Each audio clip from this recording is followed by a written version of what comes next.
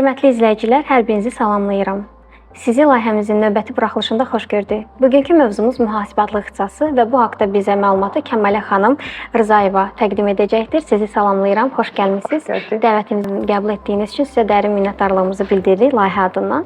Xahiş etmək istərdim ki, özünüzü təqdim edəsiniz. Bu ixtisasa, bu sahəyə necə gəldiyiniz barəsində danışasınız.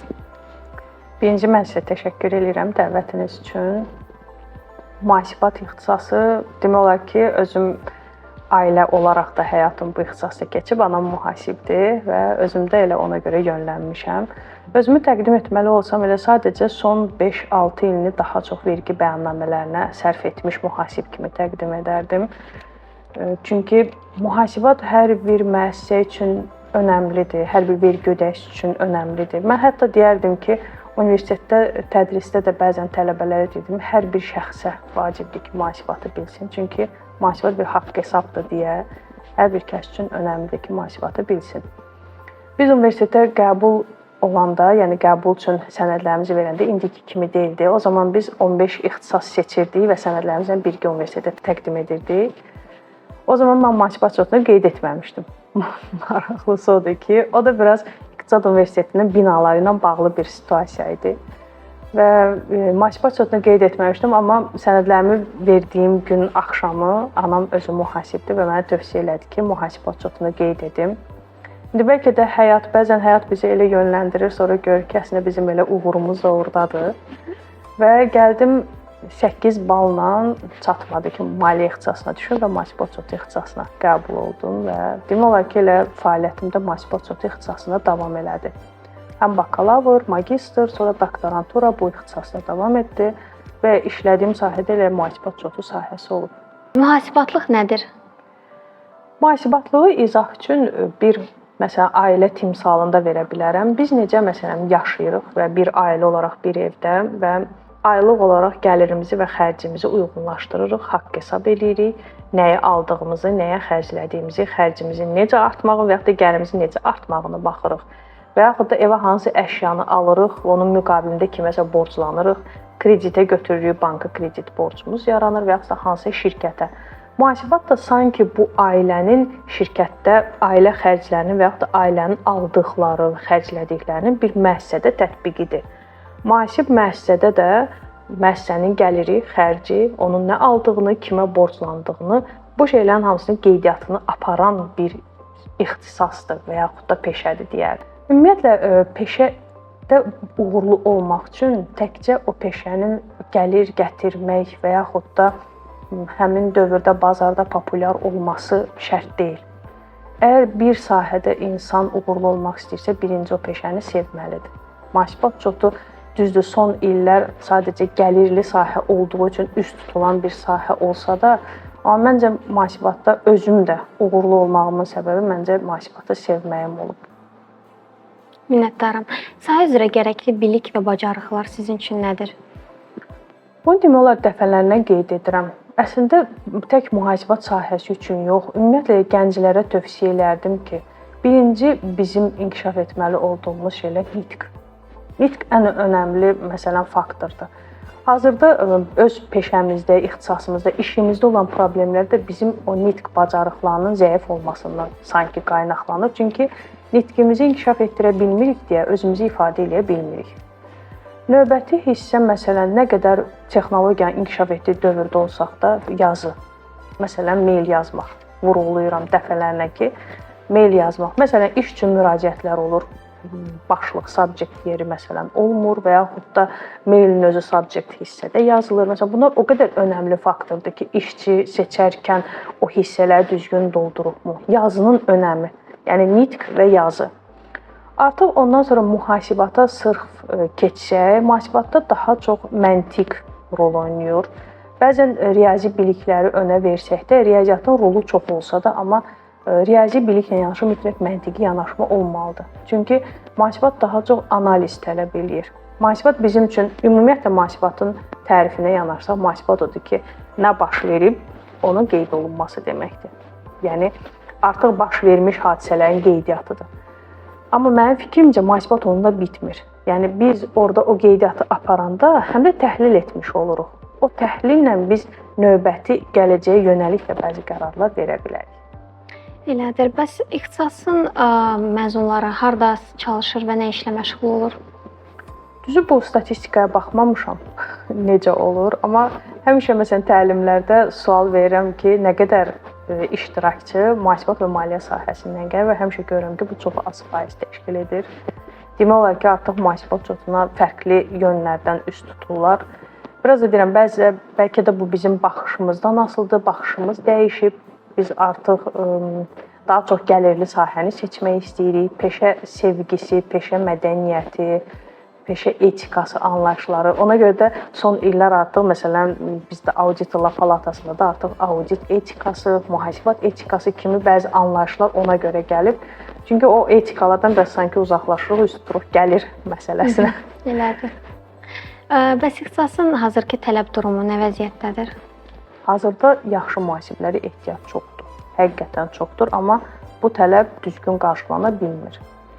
Çünki onun əsas səbəbi də o olur ki, biz ümumiyyətlə insan olaraq da tez irəliləmək istəyirik. Məsələn, məktəbdə oxuyanda bəzən öz dərsimiz qalır, keçir ki, növbəti dərs nə olacaq? Biz biraz insan olaraq tələsirik və qaçırıq ki, növbəti proses nə olacaq? Bazar hazırda elədir ki, demək olar ki, mühasiblərin əksəriyyəti iş görüşmələrində də məsələn çox olur. Vergi bəyannamələri onlar üçün əsas məqsəd olur. Amma vergi bəyannamələri mən bu ixtisasda olan bir adam kimi deyə bilərəm ki, vergi bəyannamələri artıq ən son pildə olmalıdır. Digər ölkələrdə də biz baxanda orada mühasibat ixtisasında məsələn irəliləyənlər necə irəliləyir? Ən yaxın bizə Türkiyədir. Türkiyədə məsələn 40-50 yaşından sonra artıq audit peşəsinə keçə bilir. Artıq onlar üçün müəyyən həmin sahədə staj tələb olunur. Bizdə isə bu stajın tələbi yoxdur. Məsələn, mütəxəssis olmaq üçün bəzən heç 1-2 il kifayət edir ki, insan özünə mütəxəssis adını versin. Biraz bu vergi yönəlikli getmək mühasibat uçotunda artıq o qədər boşluq yaradır və müəssisələrdə o hissəni dolduracaq kadrlar yoxdur və tapmaqda çox çətinləşib. Amma biz indi universitetdə düzdür bu nəzəri hissəni keçirik, amma bizim kökümüz də həmin o nəzəri hissədir ki, müəssisələrdə biz onu tətbiq edəndə müəssisənin vəziyyətini də biz onunla görürük. Vergi bəyannaməsi ilə biz müəssisənin maliyyə vəziyyətini təhlil edə bilmərik. Vergi sadəcə vergi qanunvericiliyinə uyğun olaraq gəlir və xərcin və ya da digər məsələn əlavə dəyər vergisinə cəlb olunur, əmlak vergisi. Bunun cəlb olunmasını göstərir bizə. Amma mühasibat uçotu sırf artıq müəssisənin vəziyyəti. Mən yadımdadır, uşaq olanda anam həmişə o vaxtı mühasibat uçotunun gedişatı da fərqli idi. Mühasibat uçotu kitabları olardı. Həmişə orada məsələn öndə gedən maliyyə vəziyyəti haqqında hesabat, o zamanlar ona balans deyirdilər. Hazırda düzdür, bəzi ölkələr də onu həmin hesabatı balans və bizim üçün bu hesabatın açıqlaması o olurdu ki, o müəssisənin vəziyyətini göstərir. Bizdə dedik nə vəziyyət? Çünki mühasibatda müəssisənin vəziyyəti sadəcə rəqəmlərdədir. Siz açıb ancaq o hesabatda rəqəmlər görürsünüz və o rəqəmlərlə təhlil edib müəssisənin vəziyyətini öyrənə bilirsiniz ki, nədir. Təşəkkür edirəm. Bəs gələcəkdə bu tələb durumu necə dəyişə bilər və süni intellektin xüsusən də vurğulamaq istərdim ki, fəaliyyəti mühasibatlıq ixtisasının tələb durumuna necə təsir edəcək? Bayaq onu qeyd elədim, analiz məsələsi. Bizim sahədə biraz analitika təhlilin rolu çoxdur deyə. Yəni yaxşı mütəxəssisi yenə heç vaxt süni intellekt əvəz edə bilməyəcək. Süni intellekt ancaq bizim cari işlər, rutin işlər, hansılar ki, biz onun üçün sadəcə az, məsələn, kompüter biliyi və internetdən istifadə bacarığı olan şəxslər ki, onları yerinə yetirilir bizim üçün. Artıq demək olar ki, onlar da aradan qalxacaq. Onları, məsələn, AI ilə və süni intellektlə əvəz edə biləcək. Necə ki, indi mühasibat proqramları, məsələn, çoxdur. Artıq demək olar, məsələn, çoxu özü üçün mühasibat proqramları qurur və o bir çox hissəni avtomatlaşdırır. Amma avtomatlaşdırandan sonra yenə də burada nəyin düz, nəyin yanlış getdiyini görmək üçün yaxşı bir mütəxəssis ehtiyac var. Yəni onu heç vaxt süni intellekt əvəz edə bilməz. Minnətdaram. Bəs ixtisas oxuyanlar özlərini necə inkişaf etdirə bilərlər? Nə tövsiyə verə bilərsiniz bu haqqda? Maraqlı sualdır. Bizdə biraz bu necə deyək, universitetə bəzən biz yanaşmamız ki, əslində universitet təhsili çox önəmli bazadır bizim üçün və biz orada sadəcə oxuyub diplom almaq kimi yanaşırıq bəzi, məsələn, fənlər olsun, bəzi qoyulan dərslər olsun. Sonradan sadəcə qurtarıb və iş həyatına daxil olanda anlayırıq ki, bu dərsi kaş mən zamanında yaxşı oxuyardım. Bu da var. Onunla da razıyam ki, universitet təhsili bəzən də məsələn yetərli olmur, bəlkə də çox zamanda yetərli olmur. Çünki iş mühiti artıq çox dəyişib və əvvəllər məsələn necə idi? Mən indi bir 20 il əvvəli deyirəm. O zaman bu ixtisası qurtarıb bir 20 il bu ixtisasda standart biliyi ilə davam edə bilirdin. Amma indi davam edə bilmirsən. İndi mütəmadi olaraq, çünki bizim bir çox proseslər mühasibat çoxlu olsa da vergi sistemində baş verir. Məsələn, elektron qaymənin yazılmasıdır, ödənişlərin edilməsidir. Artıq kağız formasında banka yaxınlaşmaq yoxdur. Hər bankın öz banking sistemi var, oradan daxil olub bu ödəmələr həyata keçirilir. Məsələn, bu şeylər gedirsə, deməli biz mütəmadi olaraq öz üstümüzdə işləməliyik. Mən özümdən misal gətirsəm, mən özüm universiteti qutaranda öyrəndiyim hesablar planı artıq çoxdan tarixə qovuşub və artıq yeni maliyyə hesabatlarının beynəlxalq standartlarına uyğun hesablar planına uyğun hərəkət edirik. Amma məsələn, o bilik yenilənməsə, təbii ki, mən bu zaman ehtiyac duyulan kadrda ola bilməzdim. Yəni mütəmadi olaraq biliklərimizi yeniləməliyik. Və bu sadəcə mühasibat uçotunda yox. Həm də baxmalıyıq, texnologiya necə inkişaf eləyir. Məsələn, süni intellektdən necə istifadə edə bilərik, harda istifadə edə bilərik. Təlimləri məsələn seçərkən daha diqqətli olmalıyıq. Bizdə biraz elədir ki, təlim və bir çox şey bizim maddi durumumuzla bağlıdır deyə maddiyyatı çox önə veririk. Məsələn, çox da araşdırmırıq. Mən hətta deyirəm universitetə verəndə, hansısa bir fənni götürəndə oxumaq üçün onlarda belə biz təhlil edib nəyi necə edəcəyimizi müəyyən etməliyik. Düzdür. Bəs sahə üzrə doğru bilinən yanlışlar və miflərdən danışsaq? Bu sualı düşünməliyəm. Maraqlı sualdır. Birinci elə ağlıma gəlir ki, mühasiblər çox qazanır. Yaxşı mühasib yaxşı qazanır, bəli. Bunu inkar etmirəm. Məncə hər bir sahədə yaxşı mütəxəssis yaxşı da qazanır. Amma bu bütün mühasiblərə aid deyil. Və bizim məsələn sahədə ən çox problem keçmiş mühasib belə eləyib.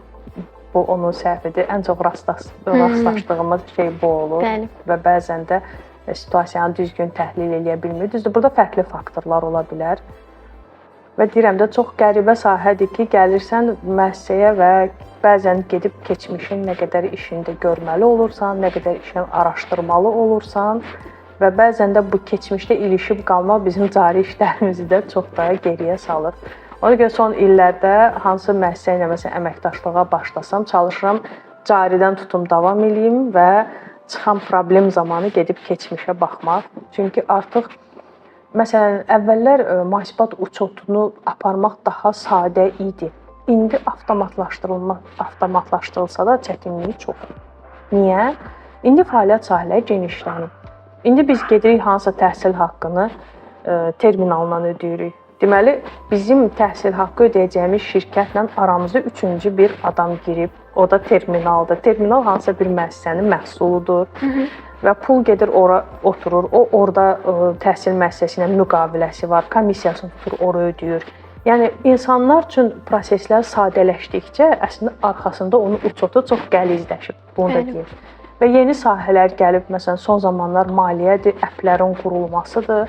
Məsələn, bir çox yeni sahələrin gəlməsi artıq bizim mühasibat uçotunda deyirəm, avtomatlaşdırma insanların işini sadələşdirir, daha əlçatan edir, amma uçot tərəfindən daha da qəlizləşdirir. Təşəkkür edirəm. Sahə üzrə çətinliklərdən və bu çətinlikləri necə aşmaq olar sizə görə? Bu haqqda danışmaq istərdim. Sahə üzrə çətinliklər elə demək olar ki, vergi problemləridir ən çox. Çünki hazırda mühasibat uçotu deyəndə də bəzən mənim müraciətdə də mühasibat uçotu təlimi almaq istəyirəm sualını verəndə özüm sual verirəm ki, hansı hissə mühasibat uçotunun kök nəzəriyyəni bilmək, yoxsa vergi bəyannamələri. Çünki bizim artıq beynimizdə elə bir şey formalaşıb ki, vergi bəyannamələri mühasibat uçotudur. Birinci məsələn onu ayırmalıyıq. Mühasibat uçotu ayrıdır, vergi qanunvericiliyini öyrənmək ayrıdır. Vergi bəyannamələrini vermək məsələn ayrıdır. Və problem sahəmizdə vergi bəyannamələri ilə bağlıdır ki, daha çox insan vergi bəyannamələri verir. Məsələn, mühasibatla əlaqəsi yoxdur. Vergi bəyannamələri və artıq sahibkarlar üçün orada problemlər çox yaranır ki, o vergi bəyannamələrini artıq Demək olar ki, hər adam üçün vergi bəyannaməsi vermək əlçatan olub. Amma biz o vergi bəyannaməsi təqdim etməklə prosesi başa çatmış hesab edirik, amma əslində proses vergi bəyannaməsi verməklə başlayır. Get-gedə məsələn vergi orqanında o vergi bəyannaməsi təqdim ediləndən sonra proseslər başlayır. Uyğunsuzluq məktubu daxil ola bilər. Çünki artıq hər şey elektronlaşıb. Bizim satdığımız, aldığımız hər bir şey vergi orqanı sistemində qeydiyyat aparılır. Yəni artıq avtomatik olaraq onların sistemində görünür və biz hesabatda hansısa bir rəqəmi yanlış verərkən artıq o baza ilə yoxlanılır və müəyyən şeylər gəlir. Problemlər deyərdim ki, budur. Həlli üçün müəssisələrdə məsələn korporativ təlimlərdə də daha çox görsən müəssisə işçilərin hamısının vergi yönündən savadlı olmağını istəyir. Mən daha çox onların mühasibat uçotu baxımından savadlı olmağını daha önəmli bilirəm. Çünki mühasibat uçotu elə sahədir ki, orada onun nəticəsində biz bəzi şeyləri vergi qanunvericiliyinə əsasən hesabatlarda göstəririk. Yenə də gəlir uçotun önəmi daha çox qabarır və burada problem də sırf uçot vergidən çox arxaya atılıb deyərdim, salınıb deyərdim ki, problemlər də bundan gəlir doğru. Minnətdaram. Maraqlı mövzuya toxundunuz. Bir də son olaraq maraqlıdır ki, sahə üzrə hər hansı kitab, film tövsiyəniz və ya ümumiyyətlə məsləhətləriniz şagirdlərə, bu sahəni seçmək istəyənlərə tövsiyələriniz, sözünüz varmı? Maraqlıdır. Mən ümumiyyətlə kitab tövsiyəsi düzdür, kitabı ərsəyə gətirən çox cavan kadr olsa da, məsələn Müşfiq Bayramzadənin Ayparis Gözlüyü kitabı var. Və mühasibat uçotunda son 2 ildə ən çox tövsiyə etdiyim kitablardan biridir. Çox rahat dildə yazılıb və Müşfiq müəllimin özünün bu sahədə kifayət qədər praktikası var. O praktikasından doğan кейsləri çox gözəl şəkildə kitabında məsələn əks etdirib, kitabı əldə edib, yəni oxumaq çox yaxşı olardı. Film barədə bir tövsiyə verə bilməyəcəm, amma məsələn YouTube-un özü bizə bir çox şans verir və bizim insanıq deyə çox yaxşı analiz eləmək və çeşid eləmək, seçmək qabiliyyətimiz var. Necə ki, ayrı bir şeydir. Məsələn, özümüzə maddi bir şey alanda necə seçici davranırıq. Məncə öyrənəndə də o qədər seçici davranmalıyıq. Və mühasibat uçotu elədir ki, mühasibat uçotu və yaxud da vergi yönündə şifahidən çox, daha çox sənədlə danışan, daha çox hansısa qanunvericilik maddəsinə əsaslanan fikirlərə önəm verməliyik. Yəni kimsə məsələn çıxıb indi məzuniyyət hesablanması artıq bu şəkildə baş verib deyənə yox, məzuniyyət hesablanmasının artıq bir qərarla əsaslandırana daha çox məsələn önəm verməliyik. Və deyərdim bazarda çox yaxşı mütəxəssislər də var istənilən sahədə. Yəni mühasibat uçotunun əmək qanunvericiliyi sahəsi olsun, uçot sahəsi olsun, vergi qanunvericiliyi və yaxud da verginin tətbiqi, təcrübi tərəfi, praktiki tərəfinin məsələn olsun. Bu sahədə yaxşı mütəxəssislər var. Onlar izləyə bilərlər. Və həmişə ümumiyyətlə bu sahəyə yönələn şəxsə deyirəm ki, mühasibat uçotunu açıb ən azı 1-2 videoya baxıb özünüzü o sahədə görəcəksinizmi? Bunu bir düşünmək yaxşı olardı. Və təbii ki, rəqəmləri də sevməlisən, rəqəmləri analiz eləməyə bacarmalısan. Artıq bəzən məsələn maliyyə hesabatı açılanda mənə sual verir ki, necə onu oradan seçə bildin ki, bu bundan uyğunsuzdur. Çünki hesabatda biz ancaq rəqəm görürük. O artıq analiz. Çünki biz artıq beyin artıq o qədər sürətlə analiz eləməyə başlayır ki, müqayisə eləyəndə artıq görə bilir ki, mənim satışım tutaq ki 100 mindirsə, təbii ki, bunun ƏDV-si 18 min olacaq və bu filan hesabda artıq əks olunur. Yəni biraz o bacarıqlar da artıq bizim analiz və məntiqdə biz necə məntiq məsələlərini eləməklə o məntiq işini sürətləndiririk özümüzdə. Bu da mühasibatda da biraz o sahədə təcrübəni artırmaqla artıq proseslər sürətlənir və analiz qabiliyyətimizə də demək olar ki, çox təsirini qoyur. Minnətdaram cavablarınız üçün. Təşəkkür edirəm. Bu son sual idi. Çox maraqlı, informativ oldu. Mən özüm də yeni mövzular haqqında məlumat aldım, yeni məsələlər öyrəndim. Əziz izləyicilər, sizə də minnətdarlığımızı bildiririk.